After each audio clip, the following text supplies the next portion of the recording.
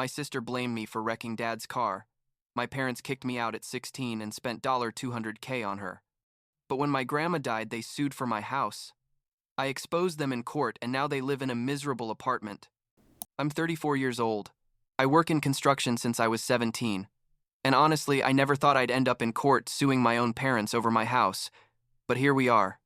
The thing is, this story started way before all the legal drama, like when I was a kid, and it was already obvious that to my parents I was basically invisible, while my sister Amanda was literally the family princess.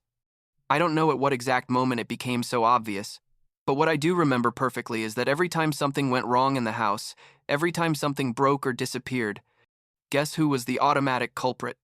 Yeah, me. And the worst part is, it didn't even have to be something I'd done, because Amanda could break a plate, leave the kitchen a complete mess, or even take money from my mom's purse. And somehow the conversation always ended with me punished in my room while she was downstairs watching TV like nothing happened. Amanda is 2 years older than me, and since we were kids, the difference in how they treated us was brutal. She got bad grades, and my parents would say, "Oh, poor thing. She's going through a difficult phase. She needs support." I got bad grades one single time, and it was, "Tyler, you're a failure. We're taking everything away until you learn responsibility." She came home late, and nothing happened. I arrived 5 minutes after curfew, and they grounded me for 2 weeks. You know what I mean? It was like living in two parallel universes in the same house, and Amanda's universe had all the rules in her favor, while mine was basically a military dictatorship. My parents, Mom and Dad, because I guess I have to call them that, even though I don't feel like they deserve that title anymore, always had excuses for everything. That Amanda was more sensitive, that she needed more attention, that I was the man and had to be stronger. Pure lies to justify that they simply loved her more. The event that basically sealed my fate happened when I was 16 years old, almost 17, Amanda. It was already 18, and my parents had bought her a used car. Nothing fancy but functional, because according to them, she needed transportation to get to her part-time job at a clothing store. Spoiler alert, she quit like a month later because she said her boss was mean to her, but that's another story. The thing is, one night Amanda went out with her friends, and I stayed home playing video games in my room because it was Friday and I had no plans. Like around 11 at night, I hear someone knocking on my window, and it was Amanda literally crying and asking me to help her. I went down and she told me she'd crashed Dad's car, that she'd taken the keys without permission because her car wouldn't start, and that she needed me to say it was me, because if Dad found out it was her, he was going to kill her. I was a stupid 6-year-old who still believed that if I helped my sister, maybe things would get better between us, so I agreed. Big mistake. The worst of my life up to that point. The next morning, Dad saw his car all dented in the front and literally exploded. Amanda woke up, came downstairs with a sleeping angel face, and when Dad asked what had happened, she pointed directly at me and said, "Tyler took your car last night without permission." I tried to stop him, but he didn't listen to me. Can you believe it? The same person who had been crying at my window asking for my help was now throwing me under the bus with zero remorse. I tried to explain the truth, but nobody believed me, obviously. Mom said I'd always been problematic. Dad said he was fed up with my lies, and Amanda just stood there with that "I didn't do anything wrong" face that she'd perfected over the years. They grounded me for 3 months. I had to pay for the car repairs with the money I'd saved from my weekend job at a supermarket, and they basically treated me like a criminal in my own house. But the worst came like 2 weeks later when I heard Amanda telling her friend on the phone the whole real story, laughing about how I'd been so dumb to cover for her and how our parents had believed everything. I heard her from the hallway, and something inside me broke. You know, like when you realize your family really doesn't love you and is never going to believe you no matter what you do. I went to my parents again, told them I'd heard Amanda confessing everything, and my mom literally said, "Tyler, enough with the lies. Your sister would never do that. You're trying to blame her to get out of your punishment." In that moment, I knew there was no future for me in that house.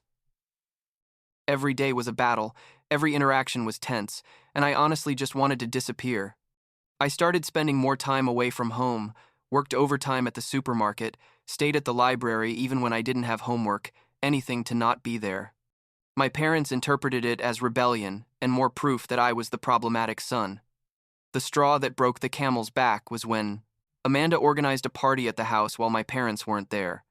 They destroyed half the living room, there were alcohol bottles everywhere, and when my parents came home early, I was there because I'd just gotten back from work. Amanda told them I'd organized everything, that she tried to stop me, but her friends and I ignored her, and again, the same movie. This time I didn't even bother defending myself. I just told them, you know what? Believe whatever you want. I'm tired. My dad that day made the decision that would change my life forever. He told me you have until tomorrow to pack your things. You're going to live with your grandmother, clearly this house isn't for you. And that was it. They literally kicked me out at 16 because Amanda had manipulated them for the umpteenth time, and they chose to believe her instead of the son, who had always been honest with them. Well, except that time I covered for Amanda, which was my biggest mistake. I called my grandma crying that night, told her everything, and she, without thinking twice, told me, "Come here, my love, you'll always have a home here." My grandma, my mom's mom, had seen all of this from the outside for years, and I think she always knew my parents treated me unfairly, but until that moment she hadn't been able to do much because, well, they weren't her parenting decisions. Moving in with my grandma was the best and worst thing that happened to me. Best, because I was finally in a place where someone valued me and believed me. Worst, because it meant admitting that my nuclear family had completely abandoned me. My grandma's house was like 45 minutes from where my parents lived, so I had to change schools to finish the last year of high school. It was hard to start from scratch, make new friends, adapt to everything, but Grandma supported me in everything. She worked as a retired nurse and lived on her pension. We didn't have much money, but there was love and respect, which was something I hadn't had in years. Meanwhile, guess what was happening with Amanda and my parents? Well, it turns out my parents paid for all of her college. Like an expensive private college because Amanda said public ones weren't good enough for her. They bought her a new car when she turned 21, not like the used one she'd had before, but a brand new 2018 Honda Civic. They paid for trips to Europe twice, once when she graduated from high school and another when she finished college. And when Amanda turned 25 and decided she wanted her own house, guess who gave her the down payment? Yeah, my parents. They took out like $50,000 from their savings, so Amanda could buy a house in a nice neighborhood. While I was still living with my grandma, working 2 jobs to pay my own expenses. I didn't even find out about all this directly because I basically stopped talking to my parents after they kicked me out. They tried calling me like 3 or 4 times in the first months, but the conversations were always like, "How are you?" "Fine, okay, bye." Never an apology, never a "hey, we were wrong," just duty calls. Eventually, they stopped calling and I stopped expecting them to change. My grandma kept me informed about what was happening with them because she still talked to my mom occasionally, and every time she told me about another expensive gift they gave Amanda, I just nodded and thought, well, at least I confirmed I wasn't crazy, and there really was favoritism. I finished school barely because working and studying at the same time is exhausting, but I did it. I didn't go to college because honestly I had no money or support, and I wasn't clear what I wanted to study either. Instead, I got a full-time job in construction, starting from the bottom as a general helper, carrying materials, cleaning sites, that kind of thing. The work was hard, physically demanding, but it paid decent, and I liked seeing tangible results every day. Over time, I learned more, took some carpentry and plumbing courses, and eventually started earning better money as a contractor. I didn't get rich or anything like that, but it was stable and allowed me to help my grandma with household expenses. My grandma was the only real family I had, the only person who asked me how my day was, who was interested in my plans, who celebrated my small achievements. When I turned 21, she made me a special dinner, even though I told her not to bother. When I got my first promotion at work, she hugged me and told me she was proud of me. Simple things my parents never did. Living with her taught me what a real family was, even if it was just the 2 of us. She had her health problems, diabetes and high blood pressure, but she took good care of herself and doctors said she was managing well for her age. Fast forward to when I was like 32 years old, almost 33. By that time, I'd been working as an independent contractor for several years, had my own clients, had built a decent reputation in the area, and had finally saved enough money to think about buying my own house. My grandma was still living in the same house where she'd taken me in when I was 16, and I was still living with her basically because I felt bad leaving her alone, but also because it allowed me to save more money without paying rent. She'd tell me, "Tyler, you need your own space. You can't take care of an old lady all your life." But I'd respond that she wasn't a burden, and I was happy there with her. The house thing started when a client I'd worked for told me his sister was selling a property at a good price, a 3-bedroom house in a working-class neighborhood. Nothing fancy, but in good condition and with potential. I went to see it, and I liked it. It was realistic for my budget, and after reviewing all the numbers with the bank, they approved me for a loan. The feeling of signing those papers was surreal. Like I never thought I'd get to this point considering how I started my adult life. I told my grandma all excited, and she cried with happiness, told me she knew I'd make it. "I always knew you were special, Tyler." Here comes the part that would eventually cause all the legal drama, but at the time it seemed like the most natural thing in the world. When I was doing the paperwork for the house, I thought about everything my grandma had done for me.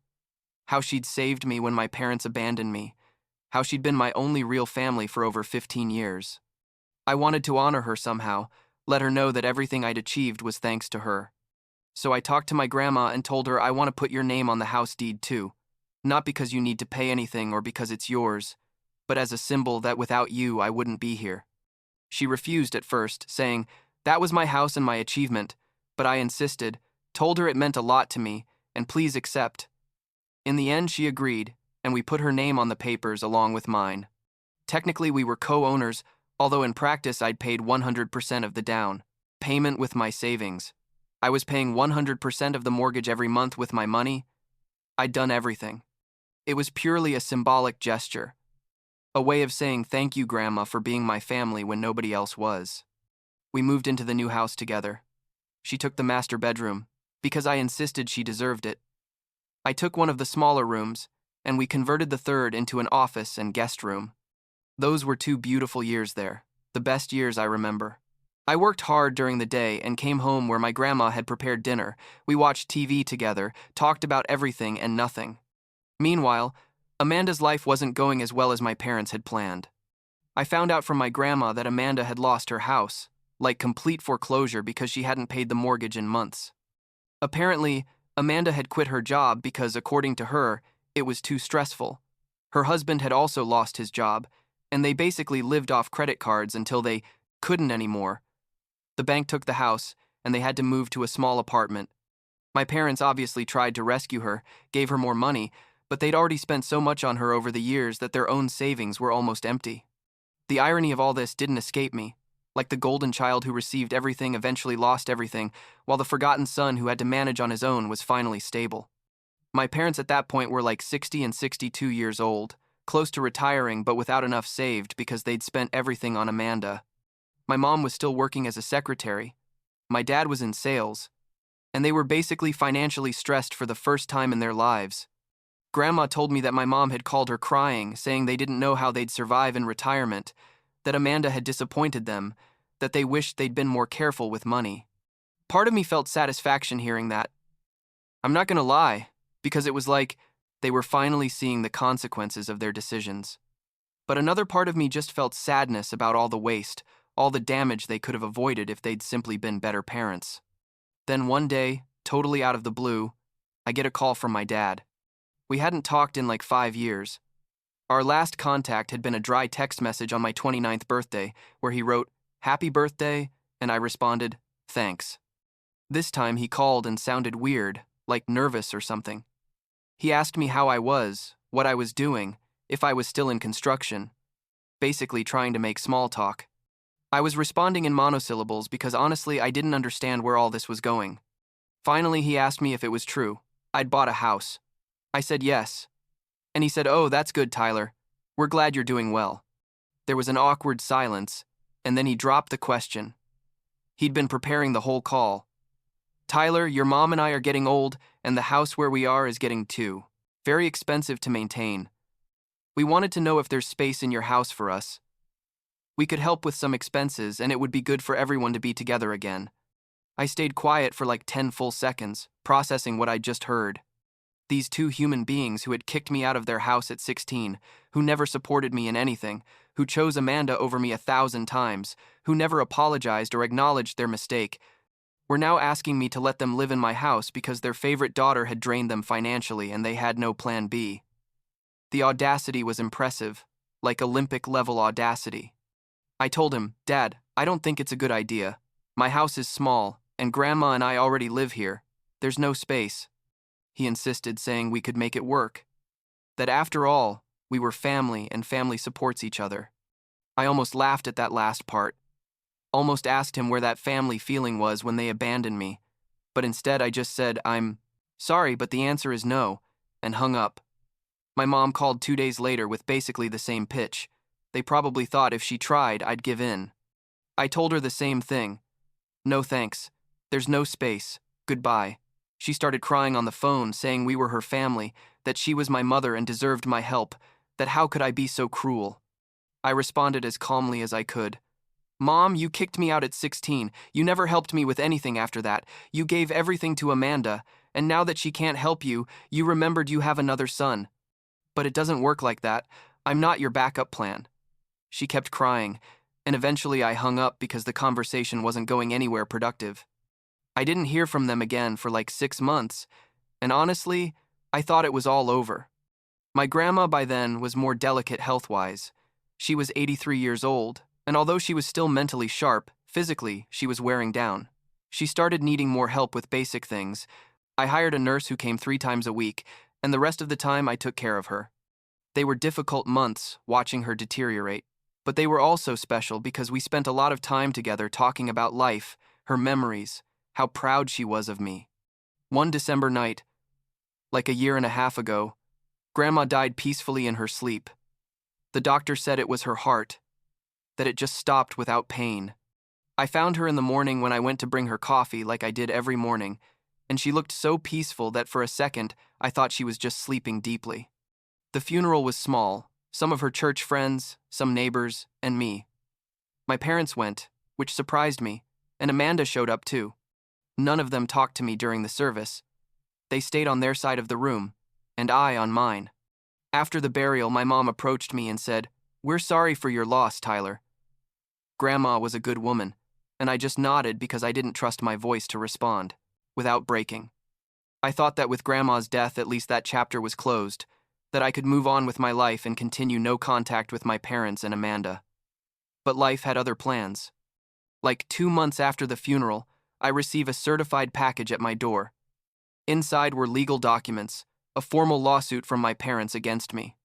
They basically argued that since Grandma was co-owner of my house, and she died without a specific will about that property, they, as her only heirs, because apparently Grandma hadn't updated her will in years, and the old one left everything to my mom, had a right to half my house. They wanted me to sell the house and give them 50% of the value, or buy out their part by paying them half the market value of the property, like $150,000 that I obviously didn't have. I had a panic attack when I read those papers, literally felt like I was going to pass out. I immediately called a lawyer, a woman named Lisa, who'd been recommended by one of my clients, and explained the whole situation to her. She reviewed the documents and told me that technically my parents had a legal basis for the lawsuit because the grandma was indeed on the house deed and there was no documentation specifying that her part was only symbolic.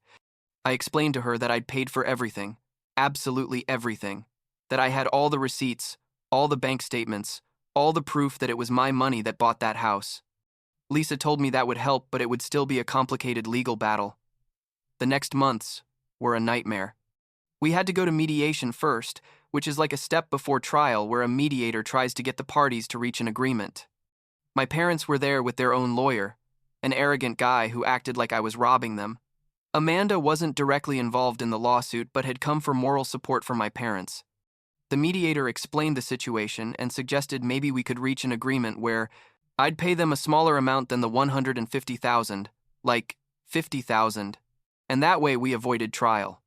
My parents were considering it, but I told them directly, "I'm not giving you a single cent. This house is mine. I paid for it. Grandma was only on the papers as an honor. You have no moral right to any of this." My dad exploded, telling me I was an ungrateful son, that after everything they'd done for me, and I literally laughed in his face. I asked him what exactly they'd done for me besides kicking me out when I was 16 and forgetting I existed for almost 20 years. The mediation ended without agreement, and we went to trial. The trial process was emotionally and financially exhausting. Lisa charged me a reduced rate because she liked me and believed in my case, but I still had to pay thousands of dollars in legal fees.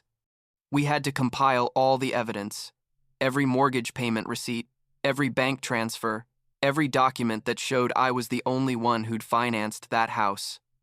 We found King Round emails between my grandma and me where she thanked me for letting her live in my house, where she said she was proud of my house, language that suggested she herself recognized it was my property. Lisa also wanted to present evidence of the family context, of how my parents had treated me, of why Grandma had taken me in. But I initially hesitated because I didn't want it to seem like I was just trying to make my parents look bad. Lisa convinced me, saying it was relevant to show that Grandma had put me on the deed as a gesture of love, not because we were truly co-owners. A trial day arrived, and I was terribly nervous. The courtroom was smaller than I thought, nothing like in the movies. The judge was an older gentleman who seemed tired of everything. My parents were on the other side with their lawyer and Amanda, all three looking at me like I was the villain of the story. We started with opening arguments. Their lawyer presented the basic case that Grandma was a legal co-owner, therefore her heirs had a right to her portion. Then Lisa presented our case, explaining that although technically Grandma was on the papers, the reality was that I'd been the only financial contributor to the property and that Grandma's inclusion was purely honorary. We both had to testify.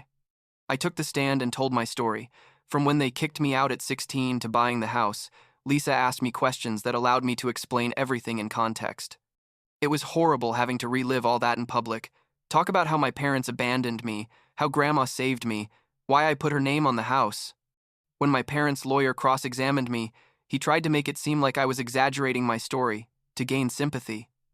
Asked me if it wasn't true that my parents had fed me and raised me for 16 years, as if that gave them eternal credit. I responded that yes, they did the minimum legally required for 16 years and then abandoned me when I stopped being convenient. My mom also testified, and that's where things got really ugly. She cried on the stand, literally acted like the devastated mother whose cruel son had rejected her. She said they'd always loved me, that sending me with Grandma was for my own good because I was in a rebellious phase, that they'd always hoped I'd come back, but I chose to cut contact. She said Grandma was her mother, and she deserved to inherit what her mother had left. Their lawyer tried to paint a picture where I was, the resentful son, using legal technicalities to rob my parents of what rightfully belonged to them. It was surreal, hearing that twisted version of our story. Lisa, in her cross-examination, destroyed my mom. She asked her if it was true. They'd spent over $200,000 on Amanda during the last 20 years on education, cars, trips, and the down payment for her house. My mom admitted, yes, but said that was different, because Amanda needed them. Lisa asked her how much money they'd given or offered Tyler during those same 20 years. My mom went silent and then mumbled nothing, but he didn't need it. He was managing fine on his own. Lisa asked, then why now they did need something from Tyler? And my mom didn't know how to answer adequately. It was brutal watching her fall apart on the stand, and part of me felt pity, but most of me was satisfied that finally the truth was coming to light. We presented all the financial documents showing my complete payment flow. Lisa also got an accountant to testify that based on bank records, 100% of the purchase and maintenance of the house had come from my money, that there was no evidence Grandma had contributed financially at all. The judge asked several technical questions about how co-ownership works and if the fact that Grandma didn't contribute changed anything. The lawyers argued their legal points that honestly, I didn't completely understand, but I trusted Lisa, knew what she was doing. After 2 days of testimonies and arguments, the judge said he'd take a few days to review everything and issue his decision. Those were the longest days of my life. I couldn't concentrate on work, barely slept, just thought about all the possible scenarios. Lisa told me she thought we'd presented a strong case, but you never know with judges, that sometimes they make unexpected decisions. Finally, the day came where the judge would issue his decision. We returned to court, everyone in their same places, waiting. The judge started reading a summary of the case and then moved to his analysis. He said that although it was true Grandma was legally on the deed, the preponderance of evidence showed that the intention and financial reality was that Tyler was the only true owner of the property. He mentioned the emails where Grandma acknowledged it was Tyler's house, the financial records showing Tyler's exclusive contribution, and the family context that explained why that arrangement was made. Then he said the most important part. This court determines that although technically co-ownership existed on paper, equity and justice require recognizing that Tyler is the sole beneficial owner of this property. The plaintiff's lawsuit is denied in its entirety. Honestly, I almost started crying right there in the courtroom. Lisa squeezed my shoulder, smiling. I'd won. On the other side, I could see my mom crying for real this time. My dad with his face red with rage, and Amanda consoling both. Their lawyer asked the judge for reconsideration, but the judge was firm, said his decision was final, and the plaintiffs were responsible for paying their own legal costs. We left the court and Lisa congratulated me, told me it had been a difficult case, but justice had prevailed. That night in my house that was now legally and without doubt completely mine, I sat in the room that had been my grandma's and cried. I cried for everything I'd lost, for the family I never had, for the years of pain and rejection. But I also cried with relief, that finally this was over, that I didn't have to fight anymore. I wished my grandma was there to tell her I'd won, that her house was safe, that everything she'd worked for to help me hadn't been in vain. Since the trial, I haven't spoken to my parents or Amanda again. Changed my number, blocked all their contacts on social media, basically made myself invisible to them. I know from some mutual acquaintances that they had to move to a smaller apartment because they couldn't maintain their house, and that Amanda and her family are living with them now in a cramped space. Part of me feels a dark satisfaction knowing they're paying the consequences of their decisions, but most of me just feels empty. It's not the happy ending you expect. It's not like now I'm super successful and happy, and they're miserable, and I feel victorious. It's more like we all lost something. They lost a son they could have had if they'd been better people. And I lost the family I could have had if they hadn't been so toxic. I keep working in construction, keep living in my house, now truly mine alone. Sometimes I invite friends and colleagues for dinners. I'm slowly building what I guess is my chosen family. I converted Grandma's room into a study, but left some of her photos on the wall because I like to feel like she's still here somehow.